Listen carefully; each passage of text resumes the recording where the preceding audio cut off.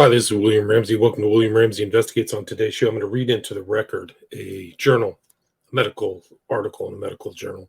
Title of it is COVID-19 and Disaster Capitalism, Part 1. It was written by K.E. Thorp, Marjorie M. Thorp, Elise M. Thorp, and James A. Thorp. And it is published in the GMS, the Gazette of Medical Sciences. It was published in July 2022. And I'm reading this medical article into the record with the open access Creative Commons attribution license. So I will cite this properly and also have a link to this article so you can see it for yourself. It's part of a 3-part series, so I'll read all 3 in time. And I think it's important just to understand what a disaster this is. And this is Dr. Thorp, or James A. Thorp, is a doctor who was at Senator Johnson's roundtable, COVID roundtable, in December, with a lot of other illustrious people who are kind of dissenters from the medical orthodoxy that's giving these kill shots to people. So I'm glad to read this into the record and fully attribute it according to this Creative Commons attribution license, which permits unrestricted use, distribution, and reproduction in any medium provided the original work was properly cited. Use, distribution, and reproduction will be done properly. So again, title of the article is COVID-19 and Disaster Capitalism, Part 1, published in the Gazette of Medical Sciences. And here we go. The abstract. In this 3-part series, we examine the extent to which disaster capitalism and the medical industrial complex turned the pandemic into a golden opportunity to enhance corporate profits, which took place in large part at the taxpayer's expense through appropriation of public resources. In the first part, we examine the rise of this predatory social ideology and the strategies its adherents have employed to assure its success. In the second part, we examine the social and economic consequences of disaster capitalism during the COVID-19 pandemic, which, in the end, led to the preventable loss of hundreds of thousands of American lives. In the final article, we point to the necessity of broad reform, not only of the healthcare system, but of American democracy, and raise challenging questions as to how this should be accomplished and, importantly, whether the American public is up to the task. Beyond impacting countless lives across the globe, the COVID-19 pandemic unmasked critical flaws in the U.S. healthcare system regarding issues such as access to effective treatment, quality of care, inequities in distribution of care, supply shortages, spiraling costs, and broad failure of public health policies. All of these factors, coupled with lack of preparedness and the economic downturn during the pandemic, hampered the ability of the system to respond effectively, leading to devastating consequences for the U.S. public. A simple comparison of outcomes in other countries illustrates this point. With about 4% of the global population, the U.S. has accounted for 15.8% of the overall COVID-19 mortality, despite having the highest global healthcare expenditures, which in 2020 accounted to $11,945 per capita. By contrast, India, with 17.7% of the world's population, over 4 times that of the U.S., has had about half the number of deaths, despite the annual healthcare expenditures of only $64 per capita. A comparison between the U.S. and Canada, with similar demographic and socioeconomic patterns, further highlights the disparities. Canada, with about 11.4% of the U.S. population, has had only 4% of COVID-19 deaths, despite healthcare expenditures less than half of the U.S., or about $5,736 per capita. Such incongruities point an incriminating finger at the U.S. healthcare model. From its origins in the late 19th century, the U.S. healthcare system was based on the reigning industrial model, and much of the seed capital and early philanthropic support came from wealthy industrialists. Not coincidentally, we observe a parallel rise in the pharmaceutical industry throughout Europe and the U.S. From the onset, the healthcare system was destined to become a sovereign industry, despite numerous concerns that swirled around the nascent social project. Who would control it? How would it be financed? Would government or private insurance companies fund healthcare services? How would hospitals be incorporated into this novel social experiment? What influence would the medical profession wield in its affairs? Over the decades, what evolved was a vast medical industrial complex, a health empire driven by power, politics, and profit, in which hospitals became autonomous centers of power with physicians and nurses as points of service. Alongside this rose a contorted pay-as-you-go system of financing under the control of large, for-profit insurance companies. Eventually, due to lack of accessibility by large segments of the population into this market-based network, a side-by-side government-funded payment system, Medicare and Medicaid, was established for the elderly and low-income groups. Despite such supplemental assistance, up to 30 million Americans remain uninsured and about 87 million underinsured. Over the past 4 decades, there has been a dramatic uptick in the extent of privatization in the healthcare industry, not only among hospitals, but with services such as hospice, psychiatric care, outpatient surgery, dialysis centers, and clinical laboratories. Privatization, in turn, has led to higher costs, more bureaucracy, redundancy of services, lower consumer satisfaction, and widespread profiteering compared with not-for-profit publicly funded programs. Even Medicare is now administered by for-profit entities. And yet, during the pandemic, such for-profit entities had few qualms about accepting governmental subsidies and public funding to keep their doors open. The 20th century rise of the medical industrial complex and its unfettered embrace of corporatism, its increasingly deep connections with high finance and the backrooms of Wall Street, primary loyalty to its financial stakeholders, its unapologetic emphasis on wealth creation, and the relentless dismantling and privatization of what had been self-sustaining public programs has led to an unprecedented ethical crisis in American healthcare.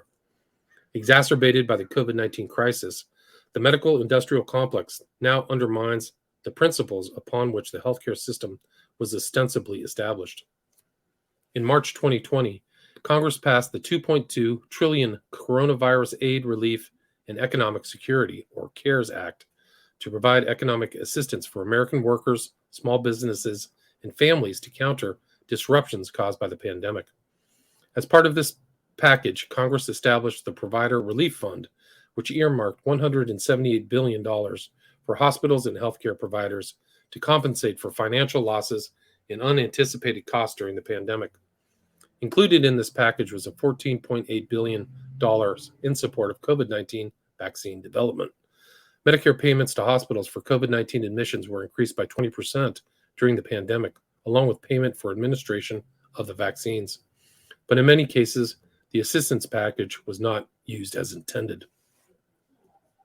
Due to governmental failures in maintaining national stockpiles of critical supplies, such as masks, gowns, gloves, and ventilators, supply shortages in hospitals began to crop up by early April 2020. Private contractors were solicited by the federal government without adequate vetting or bidding, resulting in rampant fraud, price gouging, and profiteering. COVID-19 test manufacturers like Abbott Laboratories received billions in federal dollars, despite the widely recognized flaws of polymerase chain reaction, or PCR tests, or that such testing had virtually no impact on viral transmission or COVID-19 outcomes. Pfizer and Moderna raked in over $50 billion during 2021, largely on vaccine revenues, even though research and development was publicly funded. In each of these instances, the net result was massive transfer of public assets into private coffers with arguable benefits. A similar phenomenon occurred in hospital systems. Throughout 2020, after lockdowns were initiated, there was a drastic decline in outpatient activity across the entire healthcare system, and economists projected this would result in billions in lost revenue for hospitals and physicians. The Provider Relief Fund was intended to mitigate financial hemorrhaging, but proved superfluous for some.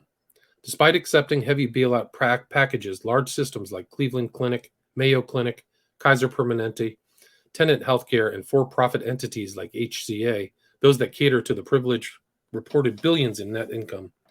By the same token, health insurance companies reaped sky-high profits, but the grass wasn't so green on the other side of the tracks. Medium-sized and small hospitals struggled as the pandemic widened the gap between the haves and the have-nots. Urban and rural hospitals serving the poor were particularly hard hit and sustained a record number of bankruptcies and closures. Cushioned by federal bailout money, multiple large health systems went on spending sprees to buy out weakened competitors, while hospitals serving the poor barely kept their doors open. It was survival of the fittest. In the end, hospitals at the top of the food chain with the fattest checkbooks came out winners. For caregivers inside the system, the picture wasn't so rosy either. Faced with chronic supply shortages, inundated by an endless stream of gravely ill COVID-19 patients, and working long, stressful hours, many threw in the towel. During the pandemic, about 18% of their workforce quit their jobs. Commonly cited reasons included burnout, emotional trauma, and moral distress. And as healthcare systems faced mounting nurse shortages, for-profit contracting agencies rushed in to fill the gap. Predictably, they too reaped large profits, leading to accusations by hospitals they were exploiting the pandemic. Meanwhile, hospitals and private corporations continued to buy out physicians' practices and now employ about 70% of U.S. physicians. The food chain is more than a metaphor. Such endo-cannibalism produces a dynamic in which the healthcare system literally eats its own. The tragic irony of the COVID-19 pandemic and the American-inspired doctrine of disaster capitalism is writ large at the social level. As tens of millions of U.S. citizens struggled with the economic fallout, record levels of unemployment, small business closures, inability to make mortgage payments or provide adequate food for their families, surging levels of mental illness and drug abuse, and breakdowns in local social networks, 500 new American billionaires rose out of the ashes. The rise of corporatism and the for-profit movement in healthcare over the 20th century has bred disaster after disaster, of which the COVID-19 pandemic is only the most recent example. Proponents of the market-based healthcare system claim that competition and free markets produce better care and more choices for the public. The COVID-19 pandemic lays those myths to rest. In reality, despite having the most expensive healthcare system in the world, the U.S. ranks near the bottom on a wide range of public health measures among developed nations. In this three-part series, we examine the extent to which disaster capitalism and the medical industrial complex turned the pandemic into a golden opportunity to enhance corporate profits, which took place in large part at the taxpayer's expense through corporate appropriation of public resources. In the first part, we examine the rise of this predatory social ideology and the strategies its adherents have employed to assure its success. In the second part, we examine the social and economic consequences of disaster capitalism during the COVID-19 pandemic, which in the end led to the preventable loss of hundreds of thousands of American lives. In the final article, we point to the necessity of broad reform not only of the healthcare system, but of American democracy, and raise challenging questions as to how this should be accomplished and, significantly, whether the American public is up to the task. Disaster capitalism and the shock doctrine. The Great Depression of the 1930s, a defining moment in the evolution of 20th century economic theories, serves as an apt entry into our examination of market economies and disaster capitalism. The Depression was a global event defined by drastic decreases in industrial production, recurring banking panics, incapacitating deflation, massive unemployment, and poverty. Like the dot-com bubble of the late 1990s, or the mortgage crisis of 2007, the Great Depression was entirely a product of market forces and the market's inability to self-regulate and self-correct. The Depression led to widespread calls for an end to laissez-faire economics and more hands-on governmental oversight and regulation. During the 1930s, English economist John Maynard Keynes spurred a revolution in macroeconomic thought by debunking Adam Smith's 18th century legacy of self-regulating markets. Keynes stumped for governmental imposition of fiscal and monetary policies to prevent or counteract the economic consequences of recessions and depressions. By the late 1930s, most Western nations had begun to implement his ideas, and Keynesian economics had gained a decisive foothold in capitalist economies. But such emergent economic principles had a muzzling effect on corporate profits. Keynes' influence was fiercely opposed in the U.S. by factions aligned with the University of Chicago economist Milton Friedman, who argued in favor of unregulated markets. Friedman, like Adam Smith 2 centuries earlier, regarded markets as self-regulating systems in which individuals, acting in their own interests, create maximum benefit for all. Market phenomena like supply, demand, pricing, and unemployment, similar to mass force and acceleration in Newton's equations, were said to possess fixed relations to each other. A robust economy occurs when they are in equilibrium. High unemployment, inflation, and recessions indicate market disequilibrium, which, according to Friedman, is a byproduct of external distortions. Government regulations, Friedman claimed, only impose further constraints on the market. Instead, all constraints must be stripped away. The Chicago School economists, impassioned evangelists for governmental and economic reform to counter the loathed Keynesian system, advanced a threefold prescriptive strategy for liberation of markets: erasure of all governmental regulations that hinder corporate profitability, selling off publicly held assets to private corporations for establishment of new revenue streams, governmental downsizing with curtailment of social welfare programs and other public projects. Friedman's neo-capitalist economic vision resonated strongly with the corporate sector and among proponents of a colonialist U.S. superpower. The rise of Friedman's fundamentalist economy over the past half-century has radically altered the face of American and global culture. Megalithic transnational corporations, privatization of once public works and concerns, brand identity, iconic logos, never-ending market campaigns, and rampant consumerism now blur the boundaries between governance, commerce, democracy, and totalitarianism. Political labels like liberal, conservative, progressive, or traditional no longer accurately depict the emerging social landscape, which demands a whole new nomenclature under the broad rubric of corporatism. Friedman understood that old habits die hard. Implementation of his neo-capitalist theory required special priming conditions. Quote, only a crisis, actual or real, produces real changes, unquote. Once that crisis occurs, he wrote, alternatives to existing policies must be implemented in order to overcome the tyranny of the status quo. When the crisis strikes, those in power must act swiftly to impose rapid and irreversible change before society slips back into its old habits. As Machiavelli noted, trauma should be inflicted all at once. Friedman introduced his economic shock therapy abroad in the 1973 Chilean coup d'etat, in which Augusto Pinochet seized power from democratically elected President Salvador Allende. In her riveting expose, The Shock Doctrine, 2007, journalist Naomi Klein chronicles the global rise of disaster capitalism and its disastrous political, economic, and social and humanitarian consequences. Across the globe, Friedman's Chicago School coups have been capitalizing on crises, conquering nations and winning wealthy corporate and oligarchic converts since the 1970s. Chile, Argentina, Russia, China, Poland, and South Africa, to name a few.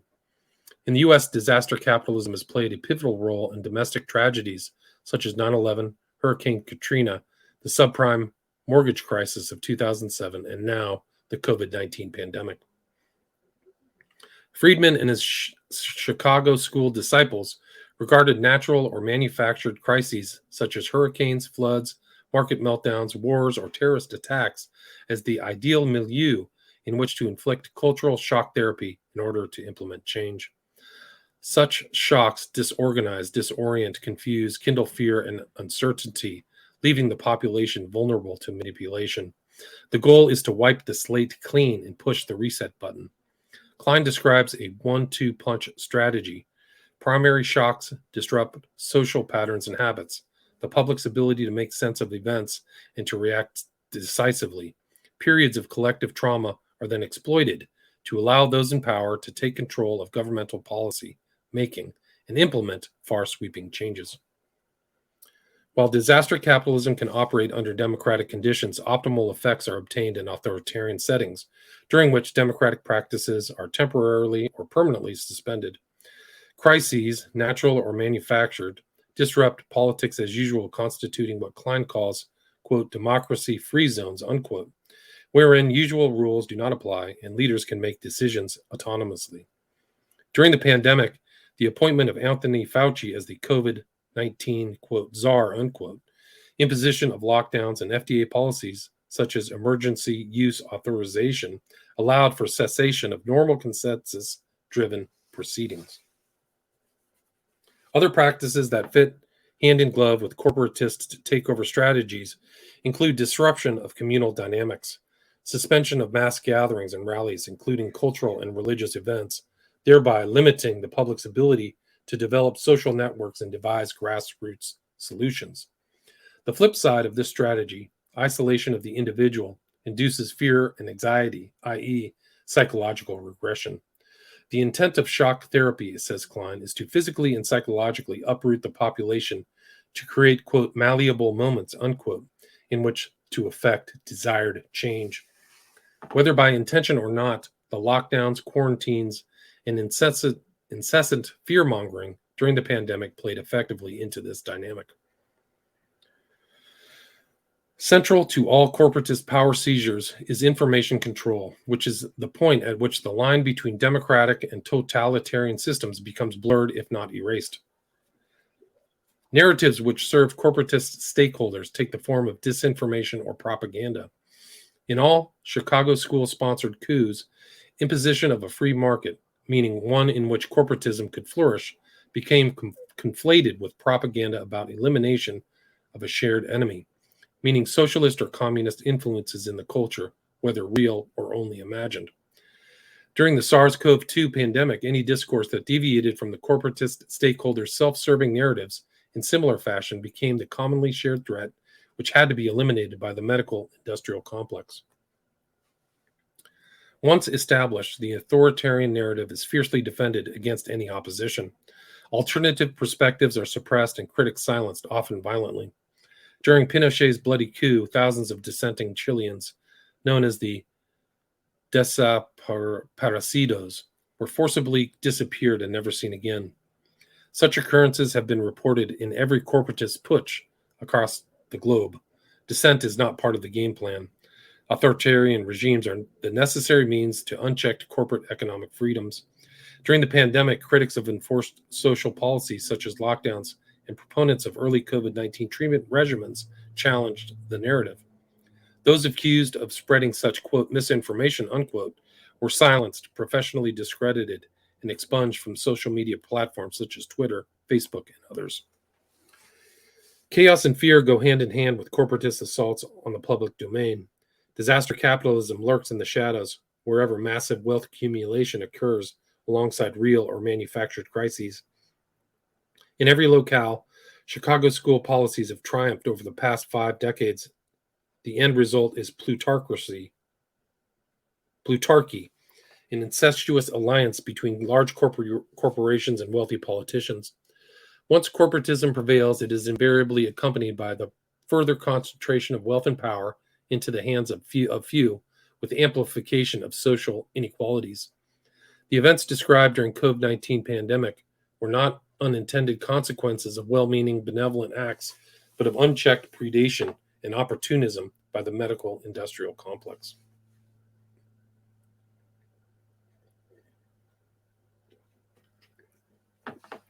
The hierarchy problem. In order to sort through these issues, we need to develop an appropriate framework which necessitates introducing the concept of hierarchy. In a general sense, hierarchy refers to ubiquitous patterns of organization in which phenomena are ranked from higher to lower in order of perceived import. The term, from Greek denoting the rule of the high priest, implies the exercise of power which tends to polarize matters. Hierarchy is roundly perceived as bad. We thus need to examine its broader and more encompassing nuances. From a purely functional perspective, hierarchy seems less an exercise in power and more descriptive of how natural systems across a wide spectrum tend to aggregate and self-organize. Take human systems, which form the intersection between the biological and social domains. Biological individuals exist within families, families within social groups or tribes, and tribes ultimately belong to the denomination we call species. This 4-tier arrangement highlights the defining aspects of all hierarchies. Each level represents a self-sustaining whole, with its own governing dynamics. With each step up the ladder, we move from specific to more general causal layers, from the simple to the complex, which possesses immensely more integrative capacity and creative potential. Each individual represents a specific instance of humanity with his or her unique attributes. The species, on the other hand, represents the totality of all human attributes and potential. And yet, not a single individual hierarchical level can exist independently, and instead form vertically nested layers of interacting components, systems within systems within systems. Remove any single level, and the whole hierarchy collapses. The same patterns are seen in other natural realms. Fundamental particles combine to form nuclei. The nucleus constitutes part of the atom, and the atoms form the substance of molecules. With each step upward, the complexity and range of possibility increases until, at last, we obtain the 118 elements of the periodic table, each with widely divergent physical properties and characteristics. Fundamental particles indissociably nest in nuclei, which are inextricably bound into atoms which are inseparable from the molecular layer. Take away any layer, and there is no oxygen, no carbon, or gold. Language is no different. We observe a progression from letters to words to sentences and finally to paragraphs, which contain higher levels of complexity, nuance, and meaning than their component parts. And yet causality moves in both directions. Without letters, there are no words, sentences, or paragraphs, and thus no ability to communicate higher levels of meaning, no great works of literature or poetry. Hierarchy is a fundamental means by which nature organizes and reveals itself. Exercise of power is only inferential. The ancients were acquainted with hierarchy, though not by that name. Instead, they employed the concept of the one and the many to designate such nested layers of function. Aristotle's great chain of being, nature's unbroken continuum, with its more than implied vertical order, the scala naturae, is laden with hierarchical overtones. Likewise, his four causes, material, efficient, formal, and final, represent distinct causal layers nested within one another, proceeding from elemental inorganic substance through moving fluidic forces, formative layers that impart shape and function, and finally, the highest and most perfect expressions of being, the continuum, which Plotinus later called the one, a state of indissoluble unity. Each layer possesses increased complexity, refinement, and determinative potential. Whatever structure hierarchies might actually possess, they are primarily functional webs of causation that, far from iron-fisted rule, induce vertical evolution and transformation across their domains of influence. In her widely acclaimed synthesis, The Chalice and the Blade, 1987, cultural historian and feminist writer Riane Eisler invokes hierarchy to explain human evolution and provide insight into the modern predicament. Weaving together evidence from archaeology, art, religion, and history, and viewing phenomena through what she calls a gender holistic perspective, Eisler develops a fresh new take on cultural evolution. Underlying the broad diversity of cultures, two basic patterns of social organization emerge. The first, which he calls the dominator model, also called patriarchy or matriarchy, in which half the society is ranked over the other, and the second, the partnership model, which is based on collaborative linking rather than ranking. We call this second organizational pattern a potentiation hierarchy. In partnership or potentiation hierarchies, whether in the biological or social domains, diversity is not equated with superiority or inferiority, but rather as expressions of the natural order. Eisler invokes the chalice to symbolize the life-generating and nurturing properties of such hierarchies. Whether in living bodies as seen in the morphologic transformation of single cells into tissues and organs, potentiating hierarchies enhance and maximize development in the constituent layers. In the communal realm, as evidenced by the historical record, partnership societies tend to be peaceful, egalitarian, and less prone to authoritarian top-down dynamics. Dominator hierarchies, on the other hand, symbolized by the blade, represent social ranking systems based on the perceived superiority of particular ideologies or beliefs, and which are imposed by force or threat of force. In such systems, the two-way nexus of influence is replaced by varying degrees of top-down imposition of power, ranging from intimidation and coercion to the use of brute force. Extreme cases represent reversions to pure top-down exercises of power, as seen in archetypal warrior or totalitarian societies. In dominator hierarchies, one level assumes pathologic agency at the expense of the entire system and thereby inhibits the creative potential and transformational capacity of the whole. Human evolution, writes Eisler, has been neither linear nor uniform, but instead punctuated by stops and starts, times of collective advancement interposed by regressive periods which she calls, quote, dominator detours, unquote, during which such propensities become implemented by displays of force and power. Naomi Klein's work documents such regressive tendencies over the past half-century in the rise of disaster capitalism. Science, with its dogmatic insistence on the authoritative nature and universality of its knowledge and edicts, has been a strong dominator force in the intellectual realm in recent centuries. During the COVID-19 pandemic, the scientific worldview and the corporate paradigm in tandem unleashed a witch's brew of dominator pathology. In Book 8 of Nicomachean Ethics, Aristotle discusses different governance systems in the ancient world. Good governments are those that act in the best interest of the whole. Bad governments act in the interest of a single person or class of people. Monarchy, ideally, represents the rule of the wisest individual. Aristocracy, the wisest class of individuals. And polity, the rule of the many in which constitutional governance prevails.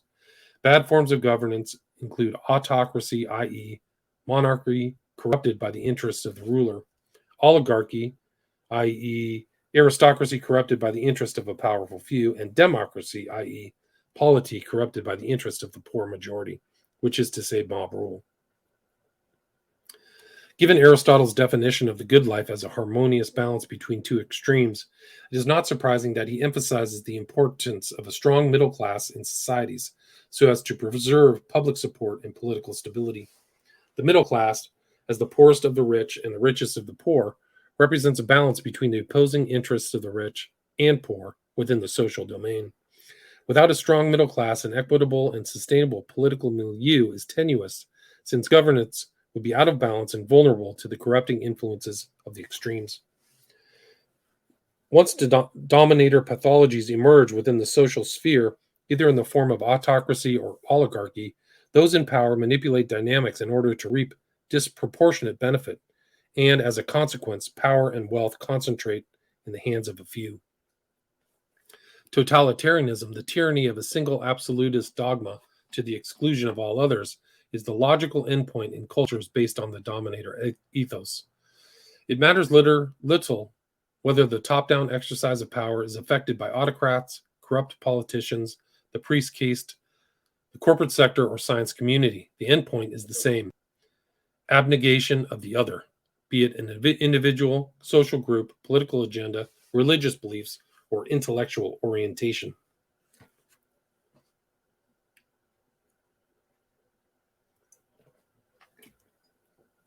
Medical industrial complex. In the late 1950s, President Eisenhower became increasingly concerned about what he called the, quote, military industrial complex, unquote, the huge armament industry that, in conjunction with the military establishment, had amassed immense political and economic power in the years after World War II. He warned of potential conflicts of interest between the private and public sectors in the realm of national defense and security.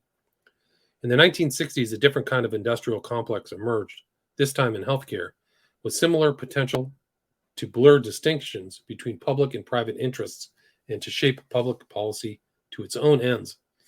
First coined the medical industrial complex by John and Barbara Ehrenreich in the American Health Empire, Power, Profits, and Politics, 1970. It has expanded its reach from 5% of the GDP in the 1960s to almost 20%, with healthcare expenditures in 2020 of over $4 trillion.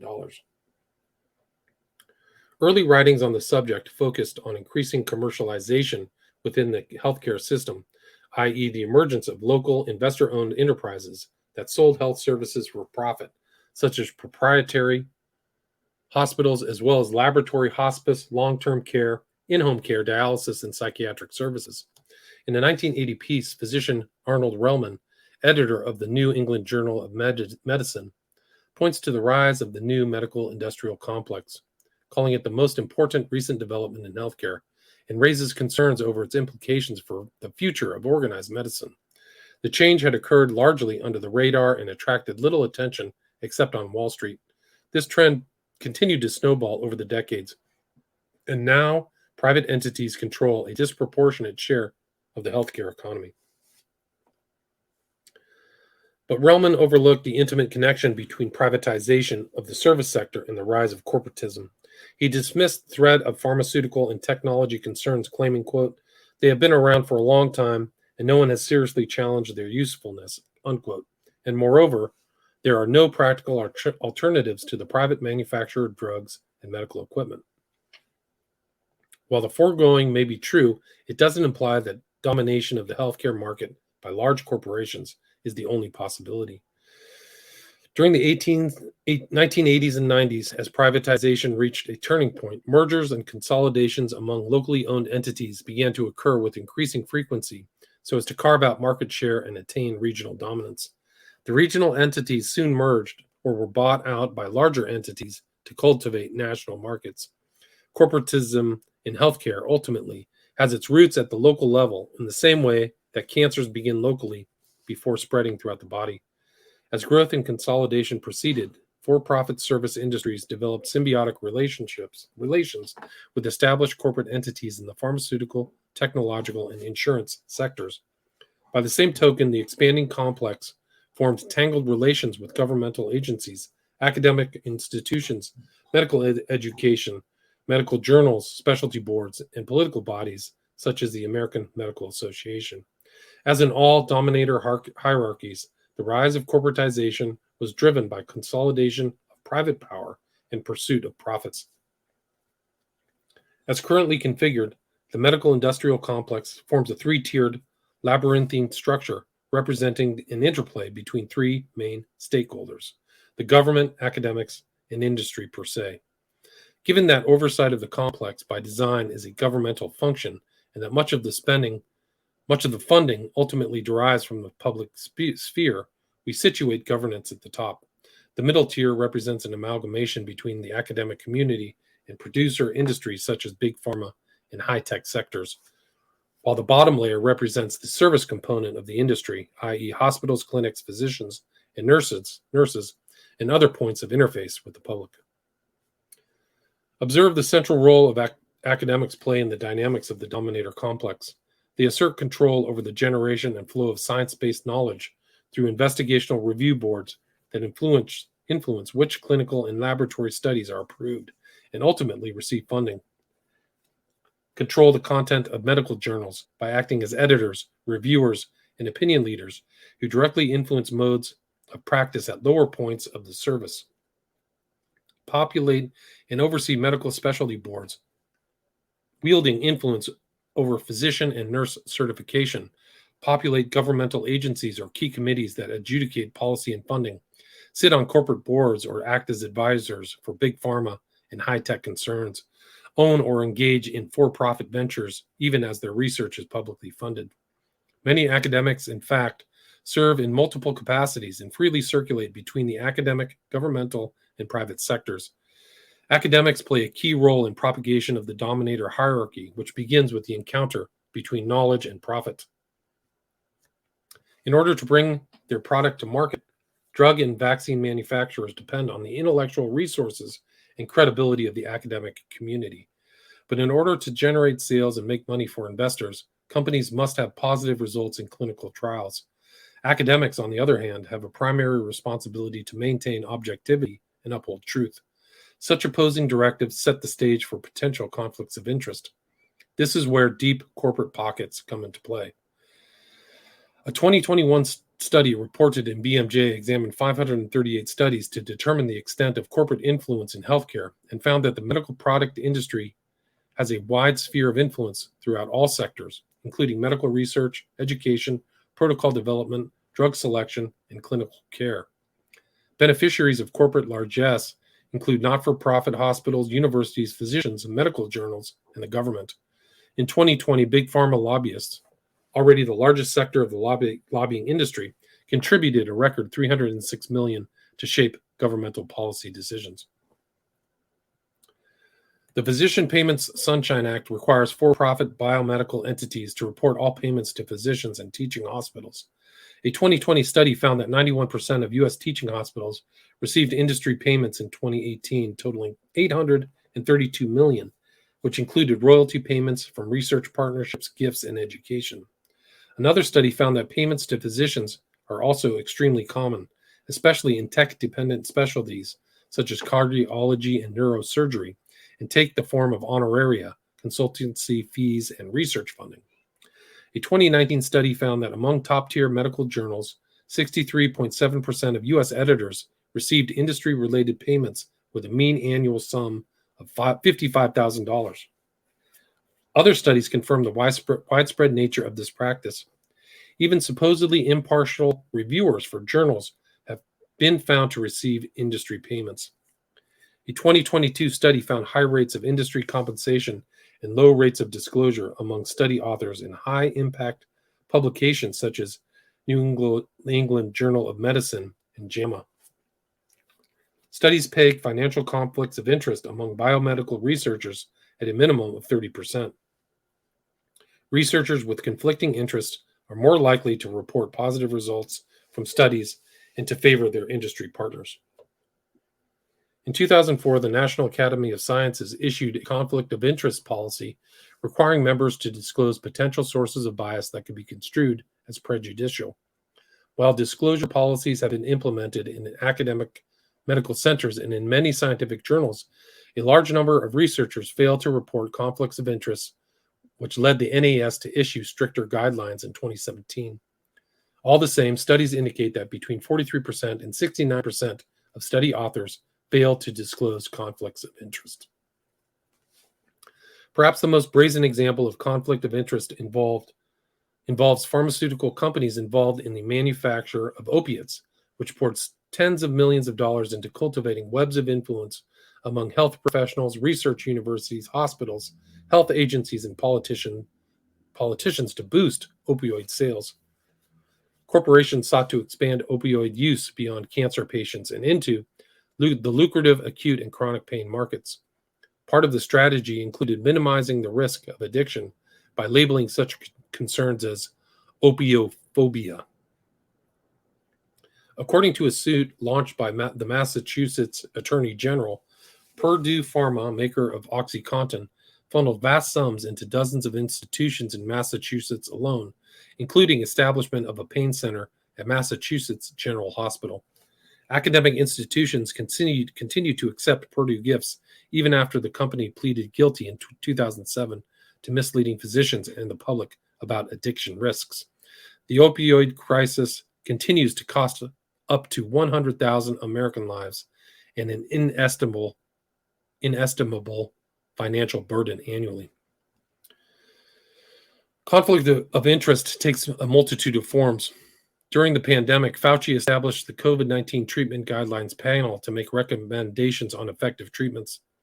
At least 16 members of the panel had financial ties to Gilead, manufacturer of the antiviral agent remdesivir, of which 7 failed to disclose the conflict of interest, including 3 co-chairs. To complicate matters, H. Clifford Lane, MD, one of the co-chairs, was a co-author of a controversial study published in the National New England Journal of Medicine that gave highly favorable reviews to remdesivir, despite the fact that it had failed in other clinical trials. It is hardly surprising this esteemed panel of experts chose remdesivir as the preferred COVID-19 treatment, despite its marginal benefit or its exorbitant cost of over $3,000. In spite of such chicanery, the WHO still advised against the use of remdesivir. As a fait accompli, Fauci's expert panel nixed effective medicines such as hydroxychloroquine and ivermectin, both of which are widely available in a tiny fraction of the cost of remdesivir. If private interests have potential to subvert scientific objectivity and credibility as well as adversely impacting public policy, then recent trends raise even more eyebrows. About 70% of clinical trials now conducted to obtain regulatory approval for a drug, vaccine, medical device, or to track safety after approval are sponsored by industry. This has prompted debate as to the extent of corporate influence over design, implementation, and interpretation of clinical trials. Quote, "I don't think the system we have is balanced the way it should be," unquote, commented physician and former FDA Commissioner Robert Califf. But it's been that way forever. Not surprisingly, corporate malfeasance came to the forefront during the pandemic. Both Pfizer and Moderna conducted their own COVID-19 vaccine trials, and to that end were urged by the FDA in October 2020 in a non-binding recommendation to implement a clinical trial designed to enable ongoing assessment of vaccine efficacy and safety. The companies argued that the recommended design was onerous and overly complicated, and instead altered protocols that included allowing study participants access to their data.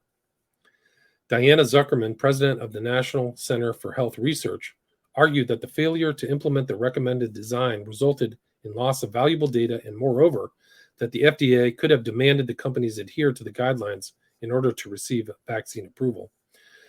Consumer Representative Sheldon Tubman, lawyer and member of the FDA advisory panel, cited a paucity of evidence as to whether the vaccine is effective in preventing severe COVID-19 infections. And based on how other vaccine trials were conducted, he raised concerns as to whether the 6-week follow-up period was sufficient to reliably assess the safety of these novel and untested preparations. During the implementation phase of the vaccine trial, things went from bad to worse. In November 2021, a stunning whistleblower expose appeared in BMJ, alleging improprieties involving not only unblinding of subjects, but falsification of data, using inadequately trained personnel, and unacceptable delays in follow-up of adverse event reports. The whistleblower who brought forth the allegations had repeatedly raised concerns about lapses in protocol and finally was fired. Data subsequently obtained through Freedom of Information Act request indicate adverse events from the vaccines far exceeded original estimates. By late February 2020, for example, of the 274 pregnant women who had received the vaccine, 27.4% developed serious adverse clinical reactions. In late April, this data was sent to both the FDA and CDC, which nonetheless continued to issue glowing safety reports. Alongside the rise of corporatism in recent decades has been an increased emphasis on evidence-based medicine. But it is sobering to realize that a large proportion of evidence in the medical literature is driven by corporate imperatives to turn a profit. What is fact? What is spin? A recent interview of 1,567 health interventions labeled as effective by the Cochrane Review between 2008 and 2021 were reevaluated on the basis of high-quality evidentiary standards, and only 87 or 5.6% met the criteria. Another study evaluated drugs approved between 1999 and 2012 and found that nearly one-third of new drugs were no better than drugs already in use, while some were worse. Corporate incursions into medical research compromise integrity and erode scientific credibility. Caveat emptor.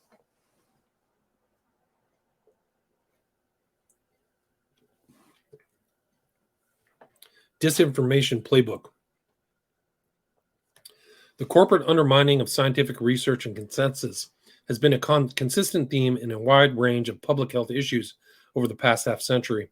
The dangers of tobacco smoke, the adverse effects of refined sugars, the hazards of atmospheric pollutants like hydrocarbons and lead, the leaching of pesticides and herbicides like DDT, glyphosates, and atrazine into the groundwater, the risks of electromagnetic fields from power lines or the internet. In all cases, rather than engaging in open dialogue and allowing evidence to come forth, the corporate sector resorted to a range of tactics intended to obfuscate truth, sow seeds of doubt, sway public opinion, and stonewall corrective action. In addition to the obvious effect court lies and deception have on the integrity of scientific discourse, such tactics have polarized the American public to a degree unrivaled in almost any previous epoch.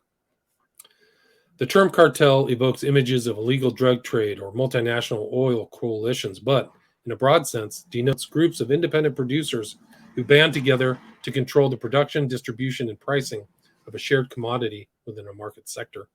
Implicit in the term is the ability to impose detrimental consequences on the market so as to gain advantage. This is a hallmark of all dominator hierarchies, whether political or economic, that seek to enforce their ideologies. The medical industrial complex, by any stretch, falls into this category. In a responsibly functioning pluralistic system, when research reveals potential harm from a commercial product, the science community speaks out, and additional inquiry ensues to corroborate or refute the danger. If risk is present, then lawmakers enact legislation to protect the public. End of story. In response to this system of checks and balances, however, corporations have devised countermeasures, the, quote, disinformation playbook, unquote, to subvert the integrity of evidence-based scientific inquiry and obstruct governmental oversight. Such schemes usually entail a multi-pronged approach. The primary strategy is to manufacture uncertainty among the public. This involves spreading false doubts about the potential harm of a product or minimizing its danger, as in the case of OxyContin. Public relations firms are often recruited to shape social attitudes. Articles are published in select media outlets to legitimize the corporate point of view. Political lobbyists are engaged to elicit support among legislators. Such dominator tactics amount to a full-scale blitzkrieg to gain social and political leverage. Through their connections with the academic sector, corporatists seek to, quote, buy, unquote, credibility. They use various forms of payment and reward to exploit the perceived integrity of academic institutions in order to advance their agendas or gain legitimacy. Corporate financial support has been used to cultivate academic partnerships, endow chairmanships, fund faculty research positions, and even establish entire institutes. At the same time, while enhancing their social status through strategic generosity, they conceal conflicts of interest with industry-affiliated scientists who publish supportive research or make favorable public comments. Corporations work covertly through secondary channels to advance their agenda while shielding themselves from scrutiny. Another strategy involves calling into question the credibility of potentially damaging research, attack the methods or results of a study, challenge its interpretation, supply contradictive data, or advance an alternate narrative. Whether the rebuttals are factual or not is irrelevant. The corporation still wins. The purpose is to muddy the waters and insidiously shape the benefits and opinions of scientists, physicians, and the public. A recent meta-analysis found striking variations in the reporting of beneficial outcomes with hydroxychloroquine, HCQ, between the U.S. and the rest of the world. Of 68 studies originating in the U.S., 39 or 57% were unfavorable, while only 7% or 10% reported favorable results. Of the 199 studies originating elsewhere, 33% were unfavorable, 34% favorable, and 32% indeterminate. Studies with at least one main author were 20% more likely to report unfavorable results. Such hidden biases contribute to the spread of misinformation, which, in turn, is the result of the planting of disinformation by corporate and academic actors. In May of 2020, Lancet published a meta-analysis of 96,000 hospitalized COVID-19 patients from 671 hospitals across the globe by Harvard cardiologist Mandeep Mehta, which found HCQ yielded no benefits and was supposedly associated with increased risk of cardiac arrhythmias and death. Within days, several large clinical trials involving HCQ were discontinued. The article was cited by Fauci to support his claim that these substances were ineffective, but discrepancies in the report raised eyebrows. The data had been collected by Surgisphere, a little-known Chicago company run by one of the authors of the study. When the data was requested for independent review, the company declined, and Lancet subsequently retracted the article. In addition to research scandals, there have been an unprecedented number of journal retractions during the pandemic. Faced with significant COVID-19 vaccine hesitancy and anti-vax sentiment, the medical industrial complex launched a campaign in late 2020 to sway public opinion. A large percentage of this funding came from government coffers. In spring 2021, clinical studies began to appear in high-impact journals supporting industry-run trials and affirming vaccine safety. Some of these were clearly intended to whitewash vaccines and shape public opinion. The most blatant example of data doctoring, eerily similar to the fraudulent Pfizer study conducted during the same time frame, was published in the New England Journal of Medicine in June 2021. In a study intended to evaluate vaccine safety during pregnancy, Shimabukuro followed the outcomes of 3,958 vaccinated pregnant women between mid-December 2020 and the end of February 2021. During the 2.5-month period, 827 women completed their pregnancy, of which 86% were live births and 13% pregnancy losses. Of the pregnancy losses, 104 were spontaneous abortions, the vast majority of which, 92%, occurred before 13 weeks of gestation. Upon review of the data, however, 700 or 84% of women weren't vaccinated until the third trimester, long after the spontaneous abortions would have occurred. Nonetheless, the authors included these 700 third trimester vaccinations in the denominator when they calculated the spontaneous abortion rate. Based on their statistical sleight of hand, authors pegged the spontaneous abortion rate at 12%, when in fact it was actually 82%. This astonishing miscarriage rate is equivalent to the efficacy of the so-called abortion pill, RU486, which carries an FDA black box warning to alert consumers to major drug risks. And yet, Shimabukuro concluded there were no obvious safety concerns. This is disinformation, plain and simple, and cannot be written off as accident. There were 21 named authors of the study, 8 of whom were physicians, including 3 obstetrics and gynecological specialists, and others with expertise in public health and epidemiology. It is inconceivable that an error of this magnitude could escape the scrutiny of such a stellar cast. And how could it have been overlooked by the New England Journal of Medicine editorial staff and reviewers unless by intention? Provocatively, all 21 authors report affiliations with either the CDC or the FDA. And the New England Journal of Medicine, the flagship journal of the medical industrial complex, is taking a strong pro-vax stance that can hardly be called objective. Shimabukuro's thinly veiled attempt to downplay the risks of COVID-19 vaccines and mitigate vaccine hesitancy is yet another research scandal laden with conflicts of interest and intent to deceive. In our recently completed analysis of data from the Vaccine Adverse Event Reporting System, or VAERS, we document staggering increases in multiple adverse events related to the COVID-19 vaccines when compared to influenza vaccines.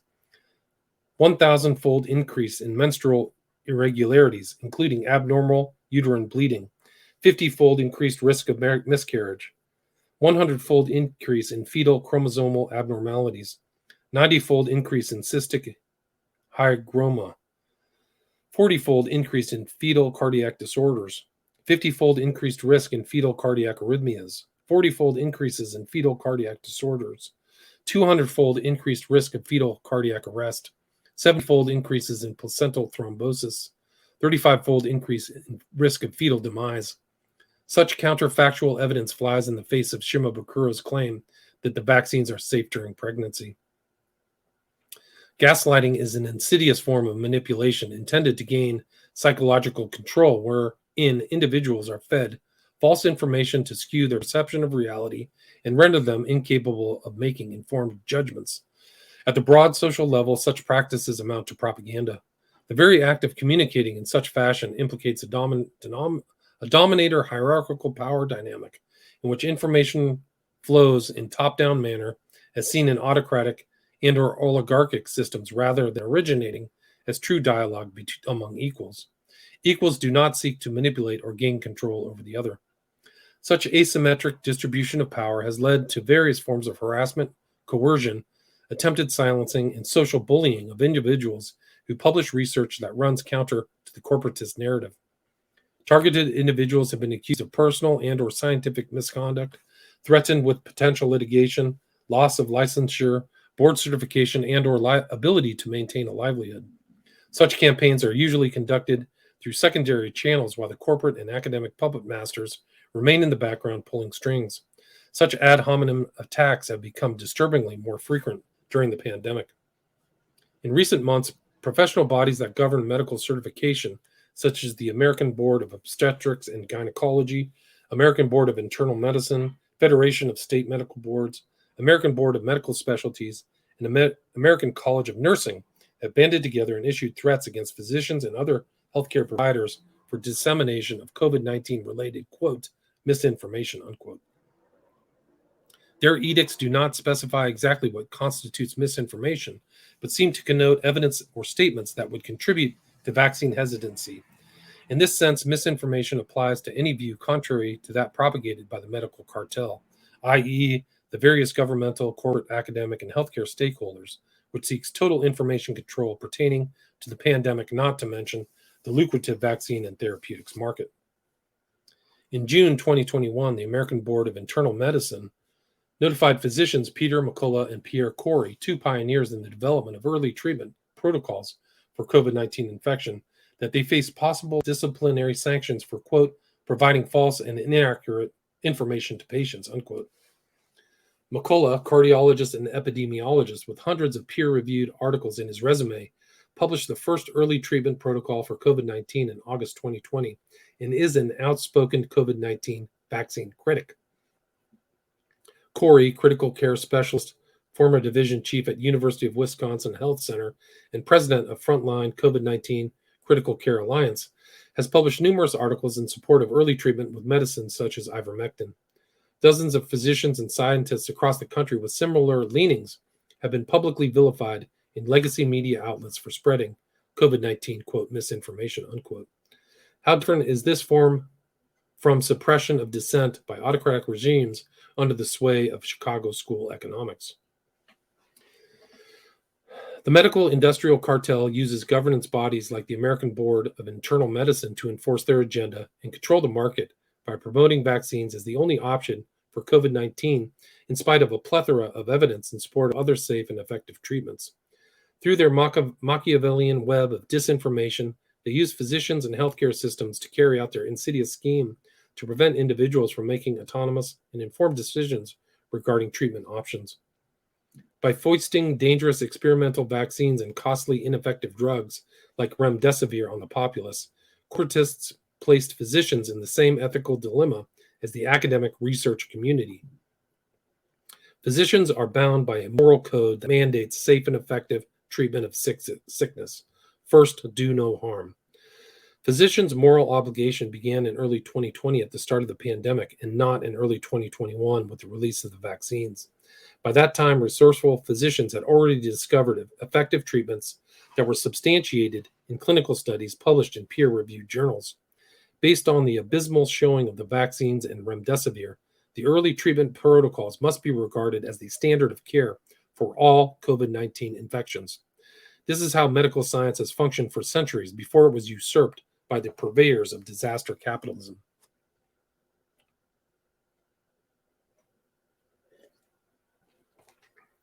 Disaster capitalism revisited.